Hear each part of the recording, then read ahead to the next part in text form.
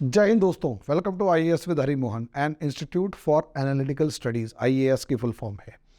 दोस्तों, टॉपिक जैसे आप लोगों ने देखा कि क्या पाकिस्तानी सेना कमज़ोर पड़ती जा रही है, इस टॉपिक पर डिस्कस करेंगे। लेकिन उससे पहले छोटी सी रिक्वेस्ट कि दोस्तों, नीचे लिंक में हमारा एक नया चैनल जिसके ऊपर हम इंडियन वॉरियर्स, इंडियन एवेंजर्स, ऐसे राजा महाराजाओं के ऊपर डिस्कस करने जा रहे हैं जो कि पूरी ताकत के साथ मुगलों से या इस्लामिक इन्वेडर्स से लड़े। तो दोस्तों, जल्दी से जल्दी हमारे इस चैनल को लाइक करें, सब्सक्राइब करें और उसके ऊपर अलग अलग जो हमारे वॉरियर्स हैं उनकी जो जीवनी है, उनकी जो मतलब बहुत एडवेंचरस काम है, उनको स्टडी करने के लिए मैं उसमें पूरे प्रॉपर जो स्टोरीज़ हैं वो सुनाऊंगा। तो जल्दी से आप उसे स्टडी करें, उसको ज्वाइन करें ताकि मैं और मेरे इस चैनल को भी लाइक सब्सक्राइब करें और ज्वाइन करें। अब आ जाते हैं टॉपिक पे। टॉपिक है दोस्तों कि पाकिस्तान आर्मी लगातार कमज़ोर होती जा रही है। मैं किस क्राइटेरिया पर कह रहा हूँ? क्राइटेरिया ये है कि अगर आप देखें तो अगर हम जुल्फ़िकार अली भुट्टो वाले टाइम पर देखें तो ज़ियाउल हक आते हैं और ज़ियाउल हक आकर सीधा सीधा सिर्फ एक काम करते हैं। क्या? जुल्फ़िकार अली भुट्टो के ऊपर मुकदमा चलाया गया और मुकदमा चलाकर उनको उठाकर जेल में डाल दिया। सितंबर 1979 में उन्हें 78 में जुल्फ़िकार अली भुट्टो राष्ट्रपति बनते हैं और अप्रैल 1979 में उठाकर जुल्फ़िकार ज़ियाउल हक राष्ट्रपति बनते हैं और जुल्फ़िकार अली भुट्टो को जेल में डाल देते हैं और राष्ट्रपति शासन लग जाता है। कोई वहाँ पर चूं की आवाज़ नहीं निकालता। सब कुछ इतनी शांति से, इतनी शालीनता से हो जाता है कि दूर दूर तक कहीं कोई शोर शराबा नहीं, कोई हो हल्ला नहीं, डिस्कशन नहीं और सारा मामला सेटल हो गया। लेकिन इसी तरीके से अगर आप मुशर्रफ के टाइम पर देखेंगे तो नवाज शरीफ ने आर्मी को पीछे हटाकर खुद मतलब पावरफुल होने की कोशिश करी। नवाज शरीफ ने मुशर्रफ के प्लेन को ना तो कराची, ना ही लाहौर, ना इस्लामाबाद कहीं पर भी उतरने की इजाज़त नहीं दी। नतीजा ये हुआ कि मुशर्रफ ने वहीं से अपने जो भी कलीग था उसे फ़ोन किया। उस कलीग ने कराची एयरपोर्ट को अपने कब्जे में लिया और कब्जे में लेने के बाद पूरा का पूरा 1 घंटे के अंदर अंदर नवाज शरीफ को मतलब प्लेन में उठाकर लंदन उड़ा दिया गया और नवाज शरीफ के पास कोई ऑप्शन नहीं बचा। मिलिट्री कू हो चुका था। उस मिलिट्री कू के अंदर भी कोई ऐसा व्यक्ति नहीं था, कोई ऐसा बंदा नहीं था जो उसके खिलाफ आवाज़ उठाए। नवाज शरीफ के खिलाफ जो भी आवाज़ उठाई गई उसे क्रश कर दिया गया, दबा दिया गया। सब चीज़ें बिल्कुल जिसे कहते हैं कि ख़त्म हो चुकी थी। अब तीसरा पार्ट। अच्छा, मज़े की बात ये, जुल्फ़िकार अली भुट्टो को भी आर्मी के ही एक सेक्शन ने उठाया। नवाज शरीफ जो कि एक बिजनेसमैन फैमिली से आते हैं, उनको भी ज़ियाउल हक ने बेनज़ीर भुट्टो को बैलेंस करने के लिए उठाया। और जब दोनों के दोनों, नवाज शरीफ और बेनज़ीर भुट्टो दोनों पावरफुल होते जा रहे, खासकर नवाज शरीफ, तो उसको काउंटर करने के लिए, उसको कमज़ोर करने के लिए इमरान खान को उठाया गया।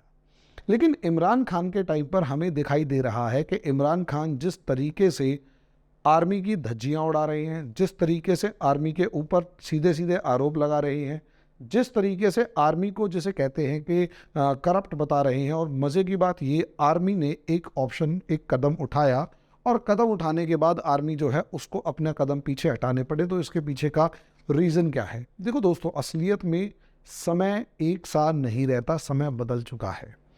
पहले अगर आप देखें, चाहे नवाज शरीफ वाला मामला हुआ, चाहे ज़ियाउल हक वाला मामला हुआ, ज़ियाउल हक के मामले में अखबार होते थे, उनकी गर्दन दबाते हुए देर नहीं लगी, क्योंकि न्यूज़ फ्लैश करने के लिए उन्हें एक गवर्नमेंट के सिस्टम की ज़रूरत होती थी। ठीक है, इसी तरीके से अगर आप देखेंगे कि नवाज शरीफ के टाइम पर भी ज़्यादा से ज़्यादा एक मीडिया होता था, टीवी मीडिया होता था। टीवी मीडिया को भी पूरी गवर्नमेंट के एक सिस्टम की ज़रूरत होती थी, उसकी गर्दन दबा दी जाती थी। लेकिन और सबसे बड़ी बात ये, वो भी न्यूज़ चैनल्स या न्यूज़ मीडिया भी कहीं ना कहीं सरकार से ही प्रभावित होता था और डिपेंडेंट होता था और बहुत ही गिने चुने लोग थे। ये मामला है सोशल मीडिया। सोशल मीडिया के अंदर इंटरनेट की इतनी ताकत है और सबसे बड़ी बात, इंटरनेट का कोई भी कंट्रोल पाकिस्तान के ऊपर नहीं है। वो सारे का सारा कंट्रोल जो है वो चाइना के अंदर, अमेरिका के अंदर बैठा हुआ है और सारा सब कुछ जो डाटा है, सर्वर्स है, सब चीज़ें किसके पास है? अमेरिका के पास है। ऐसी सिचुएशन के अंदर यूट्यूब से लेकर इंस्टा से लेकर फेसबुक, इसमें इंटरनेट बंद करके आप सिचुएशंस को कंट्रोल करने की कोशिश करने सो कर लें, लेकिन आपके पास कोई कुछ बोल रहा है, उस बोलते हुए बंदे की ज़बान पकड़ने की हिम्मत नहीं है, क्योंकि अब वो हर आदमी बोल रहा है। वहाँ सड़क पे खड़ा हुआ प्रोटेस्टर भी बोल रहा है, वही लाइव मीडिया में आकर पत्रकार की तरह बिहेव कर रहा है, वही प्रोटेस्ट कर रहा है। एक चीज़ सरकार के हाथ से, सेना के हाथ से ये निकल चुकी है। दूसरी चीज़, लोगों को डेमोक्रेटिक वैल्यूज़ का कहीं ना कहीं कुछ ना कुछ तो अंदाज़ा हो चुका है।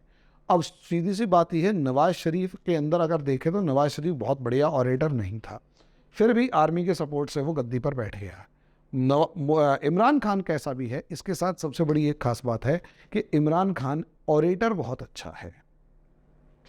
इमरान खान ऑरेटर बहुत ज़्यादा अच्छा है, और इस हद तक ऑरेटर है इमरान खान कि आप समझिए बात को इस तरीके से प्रमोट करता है कि जो वो बात कह रहा है वो 100% सच लगती है। ये भी मीडिया आर्मी के अगेंस्ट अपोजिट में जा रहा है। ये एक सबसे बड़ा कारण तो आपका मिलिट्री कू ना हो पाने का, या आर्मी इमरान खान को दबा नहीं पा रही, उसका ये है कि इमरान खान वोकल इतना है कि लोगों का सपोर्ट ज़बरदस्त लेवल पर है।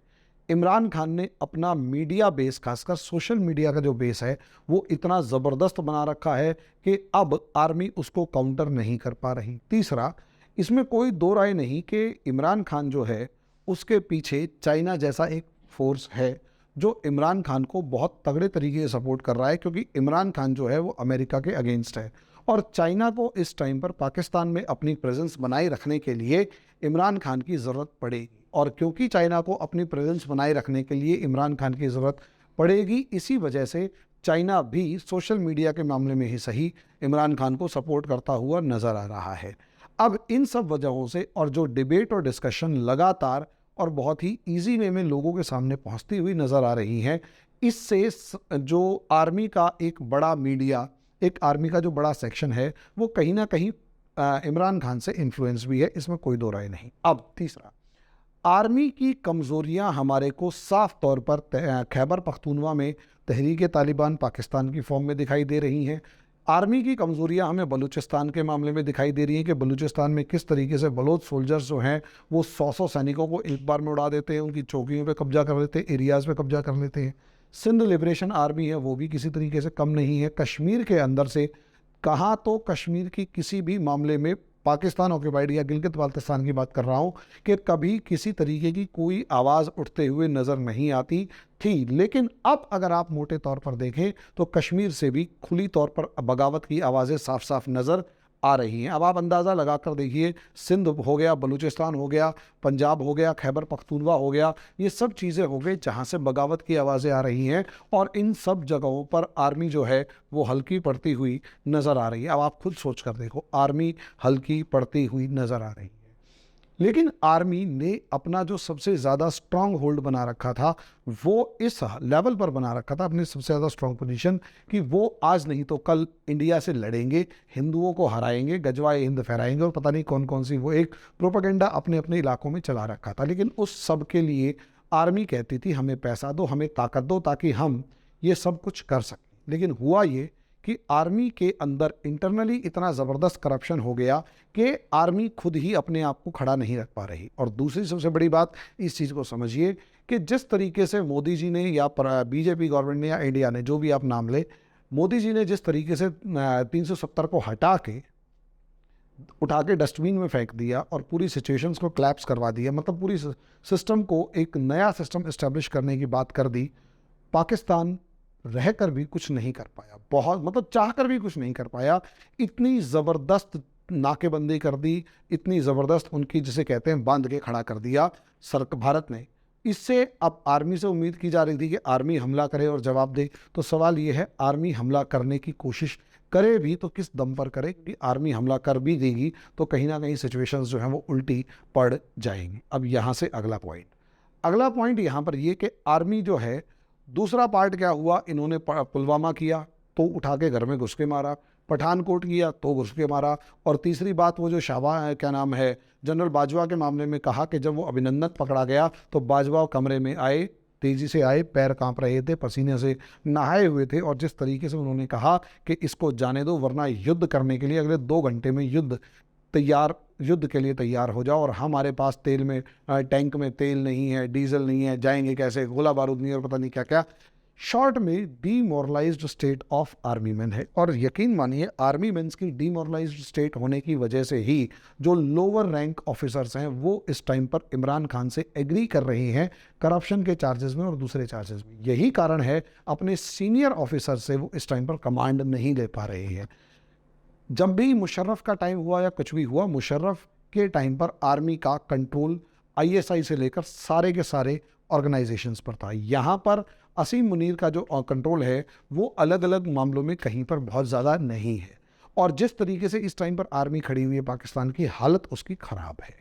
यही कारण है। और सबसे बड़ी बात ये, इमरान खान जो है जिस स्ट्रांग पोजीशन के अंदर इस टाइम पर नज़र आ रहा है, आर्मी के पास बहुत लिमिटेड सोर्सेस हैं। इस टाइम पर इमरान खान को हटाने की जो कोशिश करी और आर्मी ने एक स्टेप आगे बढ़ाया, और जिस तरीके से आर्मी ने उखाड़ कर मतलब इमरान खान को घसीट के 3 दिन तक या 2 दिन तक जेल में रखा, उसका नतीजा ये हुआ कि भाई कहीं ना कहीं इमरान खान बाहर निकला, और बहुत ताकतवर तरीके से बाहर निकला। ये आर्मी का आधा अधूरा स्टेप था। ये अगर आर्मी ठीक ढंग से कर पाती और शायद अंदर ही अंदर इमरान खान को निपटा जाती, तो लीपापोती करना आसान होता, पॉलिटिकल सिस्टम जो है उसको हैंडल करना आसान होता। लेकिन इस टाइम पर मामला ये है कि पॉलिटिकल सिस्टम को हैंडल नहीं कर पा रहे, लीपापोती नहीं कर पा रहे। नतीजा उसका ये हो रहा है कि सिचुएशंस टोटली इसके आउट ऑफ कंट्रोल होती जा रही है। यही कारण है मैंने जो थंबनेल में हेडिंग डाली कि पाकिस्तानी आर्मी क्या कमज़ोर होती जा रही है। तो देखो, पहले से अपने देश की पकड़ के मामले में तो कमज़ोर हुई है, और इमरान खान को हैंडल करने के मामले में वो साफ नज़र आ रहा है कि आर्मी कमज़ोर हो चुकी है। अब वो अगला स्टेप क्या होगी, क्योंकि अभी इमरान वर्सेस आर्मी जो चल रही है उसमें पहला जो पार्ट है वो इमरान खान जीत चुका है। लेकिन अगले वाले मामले में क्या होगा वो अभी वक्त बताएगा कि क्या आर्मी पीछे हटेगी, क्या आर्मी आगे बढ़ती रहेगी, या कुछ नए दाव पे षड्यंत्र होते रहेंगे। वो सब देखने लायक बात है। अभी समय के हिसाब से बहुत जल्दी हो जाएगा ये बोलना। लेकिन हाँ, ये है, ये लड़ाई अभी जो शुरू हुई है ये बहुत जल्दी से रुकने वाली नहीं है, बहुत आगे जाएगी। अब वो कितनी आगे जाएगी वो वक्त बताएगा। तब तक के लिए थोड़ा सा तो इंतज़ार करना पड़ेगा। अभी के लिए इतना ही। धन्यवाद।